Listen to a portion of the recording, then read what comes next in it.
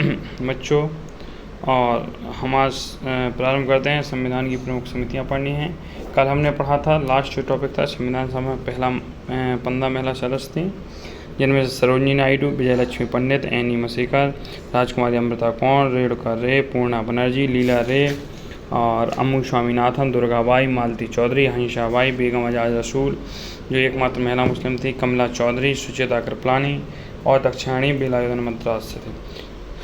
गांधी ने सभा में भाग नहीं लिया था, ये भी बता दिया हमने आपको। आगे देखिए, उपसभापति बताए थे फ्रैंक एंथनी थे। अब यहाँ से शुरू करते हैं जहाँ ख़त्म किया था कि 11 दिसंबर को जो तीसरी बैठक हुई थी, इसमें पहले स्थायी अध्यक्ष जो बने डॉक्टर राजेंद्र प्रसाद बने थे, और पहले उपाध्यक्ष पूछा जाए तो कौन थे? H.C. मुखर्जी। कौन थे? H.C. मुखर्जी। और सेकंड उपाध्यक्ष कौन थे? B.T. कृष्णामाचारी। ठीक है। संवैधानिक सलाहकार किसे नियुक्त किया गया? तो आप B.N. राव, इसको याद करेंगे। संवैधानिक सलाहकार कौन है? B.N. राव। 13 दिसंबर 1946 को उद्देश्य प्रस्ताव पारित हुआ। तो पूछा जाएगा उद्देश्य प्रस्ताव कब पारित हुआ? तो 13 दिसंबर 1946 को। किसने किया? पंडित जवाहरलाल नेहरू ने। किसने किया? पंडित जवाहरलाल नेहरू ने।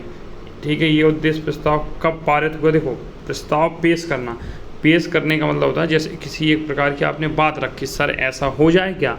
अब उस पर भाई विचार विमर्श करेगा पूरा स्टाफ, फिर रिजल्ट देगा आप हाँ हो जाए तो ऐसे ही जो उद्देश्य प्रस्ताव है पंडित जवाहरलाल नेहरू ने 13 दिसंबर 1946 को रखा, लेकिन ये पास हुआ लगभग 1.5 महीने बाद 22 जनवरी 1947 को। कब हुआ? 22 जनवरी 1947 को। आज़ादी हमें मिली थी 15 अगस्त 1947 को, उसके पहले से ही बन रहा था संविधान, ध्यान रहे हो।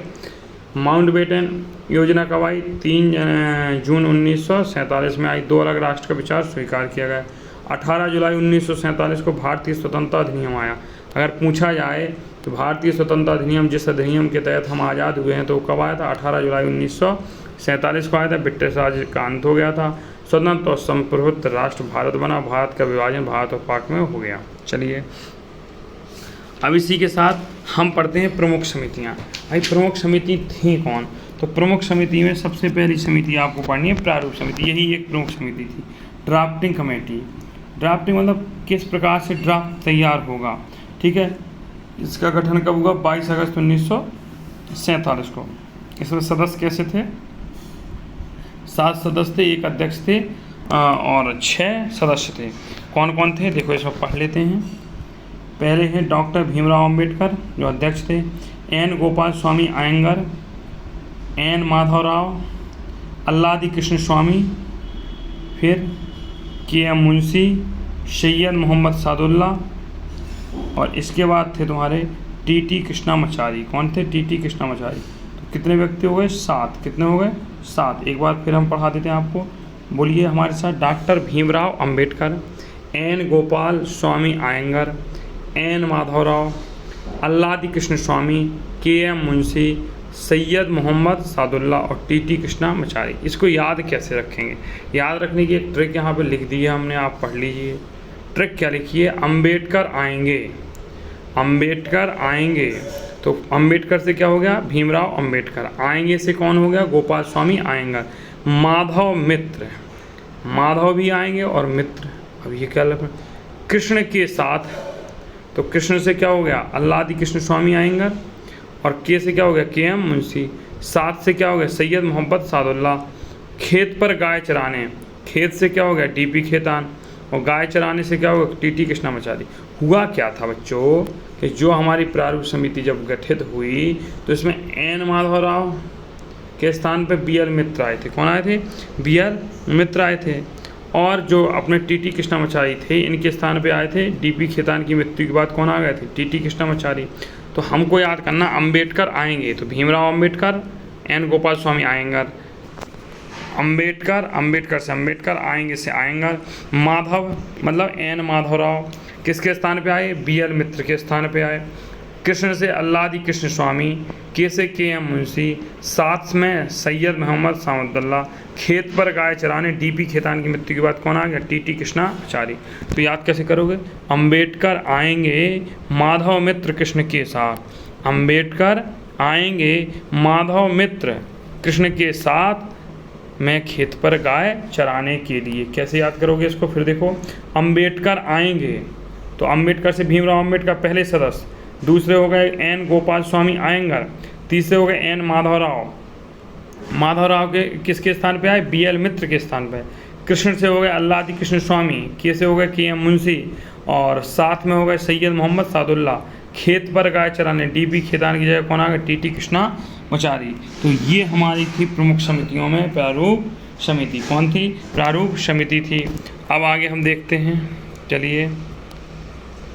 अब दूसरी प्रारूप समिति के अध्यक्ष तो भीमराव अम्बेडकर थे। आप देखते हैं भैया संघ समिति के अध्यक्ष और संघीय समिति। देखो याद रखो, एक शब्द है संघ और एक शब्द है संघीय। संघीय संविधान है, ये शक्ति है, ये संविधान है। तो संघीय शक्ति हो चाहे संघीय संविधान हो, दोनों के अध्यक्ष कौन थे, PT नेहरू। कौन थे, PT नेहरू।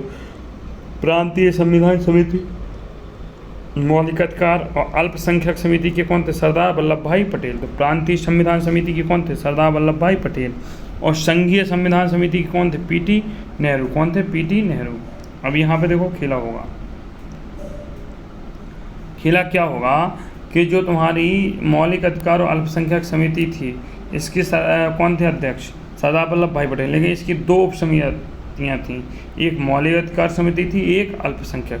पूरे के कौन थे, मौलिक अधिकार एवं अल्पसंख्यक समिति के कौन थे, सरदार वल्लभ भाई पटेल। ये उसी प्रकार से हुआ जैसे अपने पूरे विद्यालय के हेड कौन है, दयानंद सर। अब फिर उसमें हर क्लास का क्लास टीचर है, तो ऐसे ये उप समिति थी। तो मौलिक अधिकार के कौन थे, JB कृपलानी। कौन थे मौलिक अधिकार के उप समिति, मौलिक अधिकार उसके अध्यक्ष JB कृपलानी।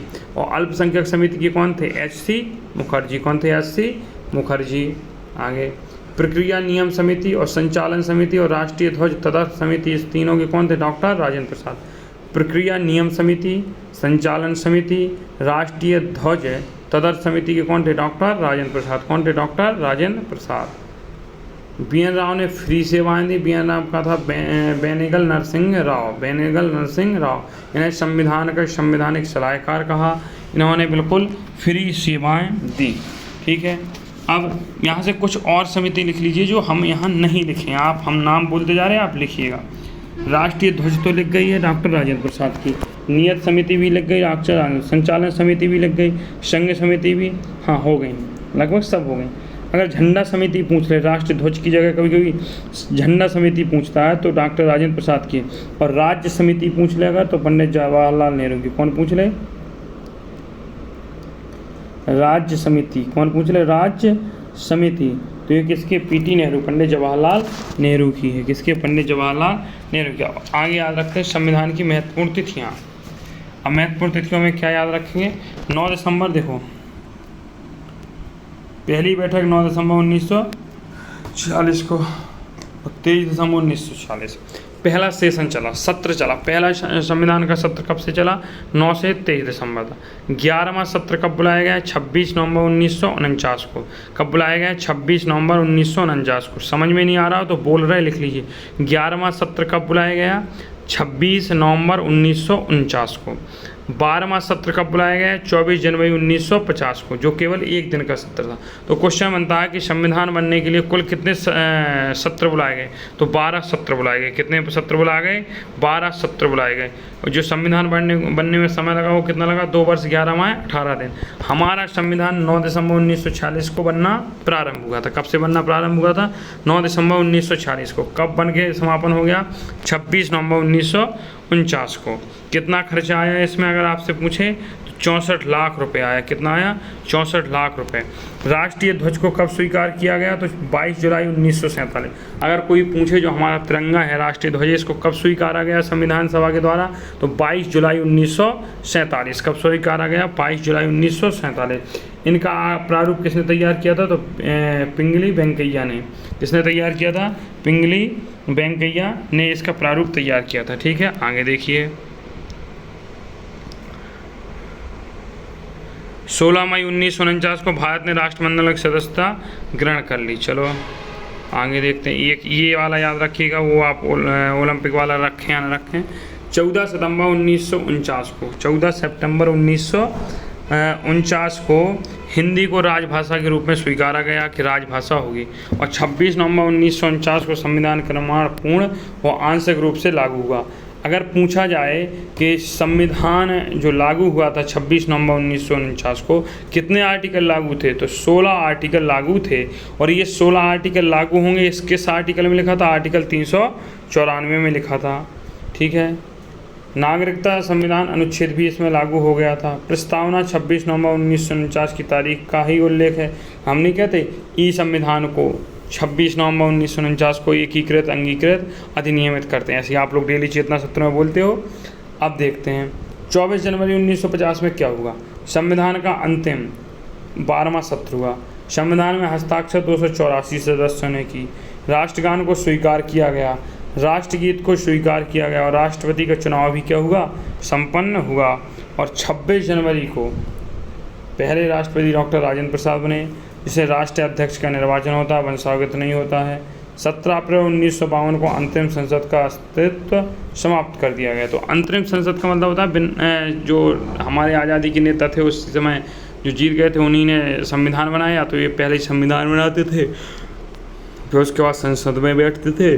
तो 17 अप्रैल 1952 को हो गया। अगला देखें, अगर आपसे पूछा जाए पहली निर्वाचित संसद कब लागू हुई, अस्तित्व में आई, तो पहली निर्वाचित जो संसद है वो 13 मई 1952 को अस्तित्व में आई। कब आई, 13 मई 1952 को आई। कितनी आई, 13 मई 1952 को। अब अगर पूछेगा कि कितने सदस्यों ने साइन किए, 284, लेकिन थे उस समय कितने, 285। हस्ताक्षर किसने नहीं किए, मौलाना हसरत मोहानी ने हस्ताक्षर नहीं किए। सबसे पहले हस्ताक्षर किसने किए, पंडित जवाहरलाल नेहरू ने। और सबसे अंतिम हस्ताक्षर किसके थे, डॉक्टर राजेंद्र प्रसाद के। तो अगर पूछा कि संविधान में सबसे पहले हस्ताक्षर किसके थे, तो पंडित नेहरू के। अंतिम हस्ताक्षर किसके थे, डॉक्टर राजेंद्र प्रसाद के। अगर आपसे पूछे कि मूल संविधान में, किसमें, मूल, क्वेश्चन याद रखना, मूल संविधान में कितने अनुच्छेद थे, 395। कितनी अनुसूची थी, 8। कितने भाग थे, 22। तो अगर पूछा जाए कि मूल संविधान में कितने अनुच्छेद थे, तो आप बताना 395। अगर पूछा जाए कितनी अनुसूची थी, तो आप बताना 8। पूछा जाए कितने भाग थे, तो आप बताना 22। लेकिन सर अब लफड़ा हो गया। क्या हुआ कि अब वर्तमान में कितना है, तो भैया वर्तमान में जो देखो, जो डब्बा हरीरा वाला 395 तो आर्टिकल हैं जैसे पहले थे, 22 के 22 भाग हैं, कोई परिवर्तन नहीं हुआ। 12 अनुसूची हो गई, तो 4 अनुसूची बढ़ गई। तो यही प्रश्न बनता है कि वर्तमान में संविधान में कितनी अनुसूची हैं, तो आप उत्तर देंगे 12। कभी कभी प्रश्न हल्का टफ करने के लिए पूछ लेता है कि मूल संविधान में कितनी अनुसूची थी रे कालिया, बताओ, तो आप बता देना सर 8 थी। कितनी थी, 8 अनुसूची थी। चलिए अब देखते हैं भैया, ये BR अम्बेडकर को नहीं है, इनको चलो हटाइए, आगे चलिए। संविधान सभा ने हाथी को प्रतीक मोहर के रूप में अपनाया। संविधान सभा के सचिव कौन थे, HBR आयंकर थे। संविधान सभा को सुलेख कैरियोग्राफी जो की है इलेक्ट्रिक पद्धति से, किसने की, प्रेम बिहारी नारायण राय जादव ने। किसने की, तो भारतीय संविधान के सुलेख किसने की, प्रेम बिहारी नारायण राय जादव ने। सौंदर्यीकरण का कार्य किसने किया, नंदलाल घोष ने। मूल संविधान का हिंदी संस्करण किसने लिखा, वसंत कृष्ण वैद्य ने। किसने लिखा, यहाँ से 3 प्रश्न पूछेगा।